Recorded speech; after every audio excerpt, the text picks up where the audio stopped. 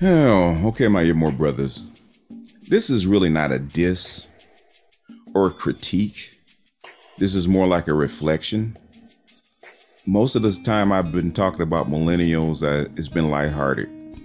Not really angry or venomous against millennials because I have three of them. So a lot of times the millennials, I love them like my children. And a lot of you guys that are millennials that probably get angry at me because I say some shit. You get angry at me like I'm your parent because a lot of times I see you guys, children, because I see my children in you.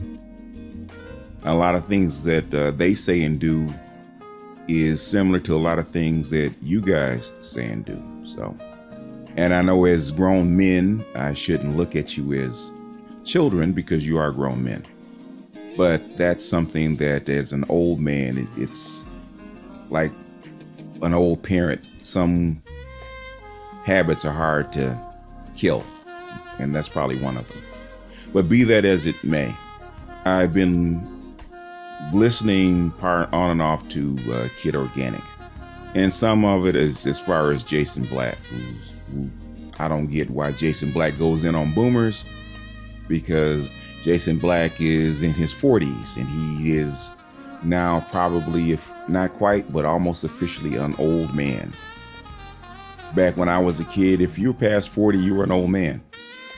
And now with this new Jack thinking, people are saying that people that are 40 are still young. But that is up for interpretation. Really, historically, if you're past 42, you're on the other side of the curve. You're officially an elder once you're on the other side of 42.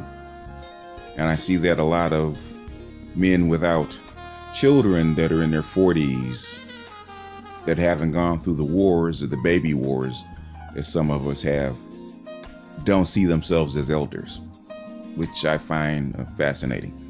But anyway, what I want to talk about is I've been listening to Jason Black, and I think I just listened to Jason Black, and he was going in on baby boomers and how baby boomers screwed up the world.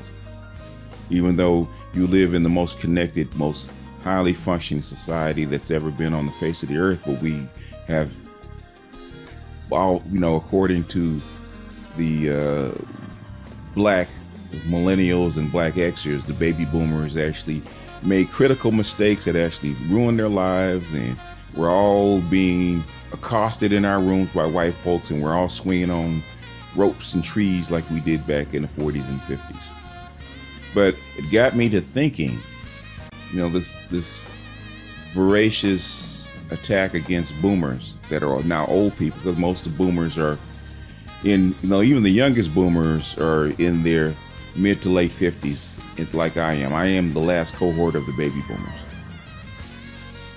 And most of my baby boomer folks that are older than me are in their 60s and 70s. We are well past our expiration date. So I'm listening to Jason Black go in on baby boomers and what they did to the media, quote unquote, or black media, quote unquote, and listening to Kid Organic talking about the millennials and how the baby boomers have fucked up the black family and the black community. So it got me to thinking about a story that I heard a long time ago, and it was actually a story that came out of the Soviet Union. It was by Khrushchev, and he says the tale of two letters. So I looked it up on Google. Google's your friend, millennials, remember that. So I want to read you the story that Khrushchev told about the tale of two letters. Now, Nikita Khrushchev, for you millennials that don't know who he is Stalin's successor in the Soviet Union. And he's the one that oversaw the last half of the Cold War, and he oversaw the Cuban Missile Crisis. In fact, he's the one that has always been seen taking off his shoe and slamming it on a podium, saying that the Soviet Union would crush America. But be that as it may, this is the story of the two letters coming from Khrushchev. So here's the story. Stalin, knowing that his time was short and that Khrushchev would be his eventual successor, summoned Nikita to a very private meeting. After telling Khrushchev how lonely it could get at the top, Stalin said, "I have left 2 letters containing my wisest counsel in the bottom drawer of the desk. Do not open the first until things are totally terrible. The second letter should only be opened when you are sure there are no answers to your problems, when you are despairing." Khrushchev took over and enjoyed a Russian honeymoon. Then followed trouble, a failed harvest, the 5-year plan was 2 years late, and many rubles short. Plotting by his political enemies, at 3 a.m. one morning, Khrushchev broke down and opened the bottom desk drawer, and he read the first letter. Its message: "Blame everything on me," signed Stalin. That's what Khrushchev did successfully in a major party address. All the troubles of the present were pinned on the policies of his predecessor. It worked. The pressure was off for a while. The second honeymoon was brief. Hostilities along the Chinese border, another lousy crop, and a humiliating Cuban Missile Crisis did very little for Khrushchev's job rating, and even less for his own peace of mind. He was down. Then he remembered the bottom desk drawer. Making certain he was alone, Khrushchev quietly opened the envelope and read the one-line message: "Write 2 letters. Signed, Stalin." Now that is a very famous story, and from all accounts that people and historians have gone over, that it is probably true, and I think they have read the letter, the actual letters that Stalin actually wrote to Khrushchev. And looking at history, that story has been repeated over and over and over again, or that actual account in circumstances has been repeated throughout history. You can actually see it. People don't change. Circumstances and environment change, but people don't change. What does that have to do with the current situation in millennials? Now, at the very beginning, when the millennials in the 80s were growing, and boomer parents were raising these children to be exceptional, the best and the brightest, give them everything, education, child care, whatever, lots of money was thrown at millennials. They changed the way they were schooled, the way they were taught, the way they were socialized. Everything was changed for millennials. The mistakes were made, obviously, but they weren't mistakes out of malice. There were mistakes out of love and caring. More millennials are educated, have more formal education than any other group in the United States that has ever lived. World War II generation, the literacy rate was about 50%. Less than 9% of males, now I'm not even talking about black males, but of males ever graduated high school. Only 20% of males, period, once the World War II generation, ever got a high school diploma. Amongst boomers, it improved to about 50 to 70%. With millennials, the first generation of damn near 100%, I think it's 97 or 98% of all males, of all people, have at the very minimum a high school diploma. May not have graduated, but they have a high school diploma. More millennials have college educations than any other generation ever in the history of the United States, possibly the history of the world. Does that guarantee a utopia? No. Are they in debt? Yes. But the thing is, a lot of this stuff was not done out of malice. It was done out of love and caring. And human beings do make mistakes, boomers especially. And a lot of stuff that you hear from boomers is not malice, it's disappointment, not only in the children themselves, our children, themselves, but also us as parents. And we're probably more disappointed in ourselves than we are in our children. Even though sometimes it doesn't sound like it comes out that way. But let me get back to the tale of the two letters. Now, through the 90s, 80s, and 90s, and even the early 2000s, I would say even the 2000s, most millennials had lived a carefree life for the most part. Wasn't a lot of strife, wasn't a lot of headaches. If you wanted to live with your parents, you could. If you could find a job, you know, jobs were fairly plentiful. There was lots of things to do in the early 2000s. And for the most part, life was good. What the boomers said about the millennials basically blew off. Because your life was good. You didn't have to listen to your parents or your grandparents. It wasn't necessary. Life was good. You had a honeymoon. Just like Nikita Khrushchev, you had a honeymoon. As you start entering your 30s, life got real. Delayed maturity, adult debt, trying to get housing, trying to build families, all that stuff that every other group has gone through. All of a sudden you're behind. And now all of a sudden now people, your peers and your parents are judging you or looking at you. Your approval rating, just like Khrushchev, is plummeting. There seems to be no answers. A lot of millennials are unhappy because there's a real crisis after 2008 about pensions, jobs, and your future. What do you do? What do I think that you're doing right now? I think that millennials are going to that bottom drawer, opening it up and pulling out the first letter and opening it up and said, blame everything on us. Signed, the baby boomers. So everything you hear is the baby boomers' fault. Integration was caused by the baby boomers. Lack of jobs is caused by the baby boomers.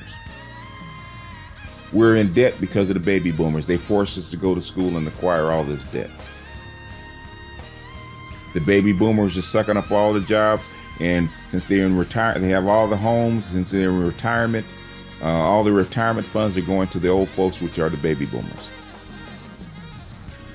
So as soon as the baby boomers die, all will be well, because they are the one cohort, the one generation that fucked up the whole entire country, and everybody's on that bandwagon. It's the baby boomers' fault. It's the baby boomers' fault. It's the baby. If they hadn't marched, if they hadn't gone through civil rights, if they hadn't helped promote feminism, if they hadn't changed the family, not thinking that the boomers weren't in charge when all that stuff actually came about. But that doesn't matter. What Ronald Reagan did with the taxes and the gold standard and all that stuff was the fault of the baby boomers. Fair enough. That's what the letter says. Blame everything on the baby boomers. And now everybody's listening to you. And the pressure's off. And you're going to get a new renewal. You're going to get a second shot. Because your approval rating is going to go back up. Because now all your sins are being dumped upon your predecessors or your parents, which are the baby boomers. Which the baby boomers are too old to fight back, and secondly, too old to really care. Like I said, most baby boomers like me are past our expiration date. And I call living on golden years of borrowed time. A lot of my cohorts died in their 30s and 40s, and some even in their 50s. And the ones that are older than me are passing on as we speak. We are actually already too old to have an impact on what goes on in daily life. You blame us for not handing the ball to you when the ball has always been in your hands. But since it's a ball that you don't like, or it's a ball that's difficult to use, you want to drop it on the ground and pretend that the baby boomers didn't give it to you, which is fine. That's what the letter says. Blame it on us. Sign the baby boomers. You're doing exactly historically what groups and people have always done. Blame it on your predecessor. Now, it comes to the second letter that you haven't opened yet, because the Generation Zs are right behind you. They're the last group, and you're raising Generation Alpha. That are just starting to come online. They're babies now.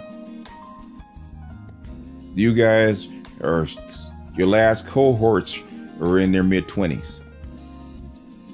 Your oldest cohorts are in their 30s, in their mid-30s, and closely approaching that 40-year mark where the Xers are now. And at 42, I say at 42, you cross over into eldership.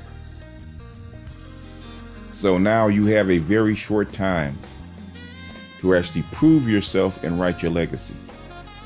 And with delayed maturity and instant gratification, your legacy is being written as we speak. And sooner or later, there won't be enough boomers to blame, because reality will be sitting squarely in your lap. That ball that you say that you don't have, that you refuse to pick up, or say that you refuse to have, will be sitting in your lap no matter what. And the vibe or the goodwill or the good graces or the honeymoon as Khrushchev experienced will be short-lived.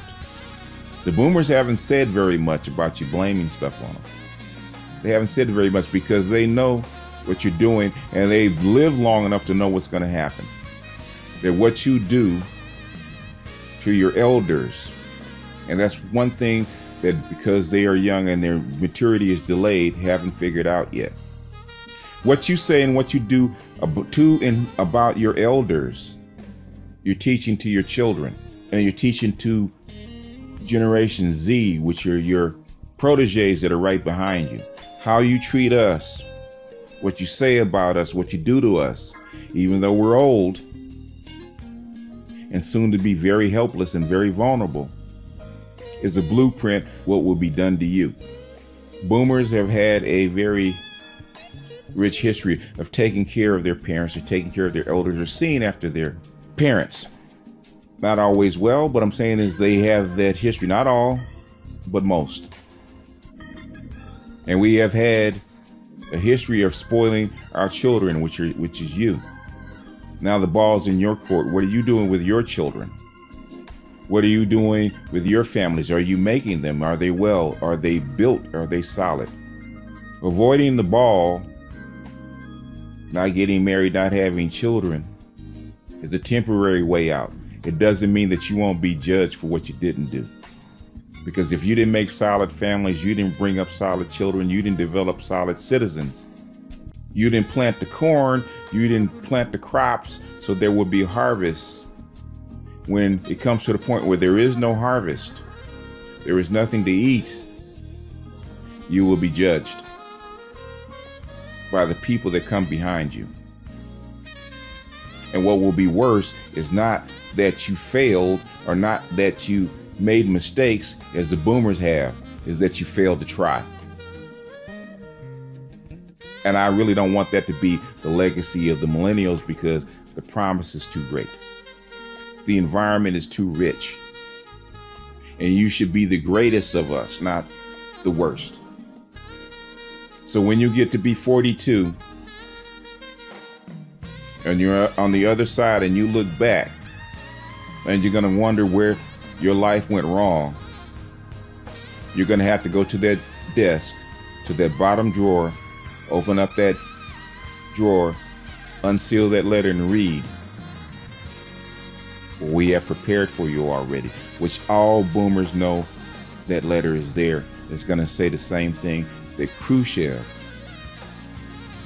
saw, that Stalin knew was coming. It's going to say, prepare 2 letters. the thing is, what's going to be on that second letter? Because what he's telling you and what we're telling you, Father Time is undefeated. You won't be young forever. And at some point, you are going to be where we are now. And you are going to be judged on what you do now by the people that have come behind you, just as you're doing to us. What you say, how you treat us, and how you judge us is how you're going to be judged, because eventually you're going to have to open up that second letter and prepare 2 letters. You've opened up the first. Now's the time to think about what you're going to write on the second. Something to think about. And as an old man, it's something that I have pondered for a very long time. What are you going to do? What are you going to say? What are you going to write when you're in my shoes? Because it is coming. And by the grace of the Creator, you're going to get there. Because I always say, getting old is not for sissies, but it sure as hell beats the alternative. With that, that's all I got. This is BGS out, and I will talk to you guys, hopefully, on the next one.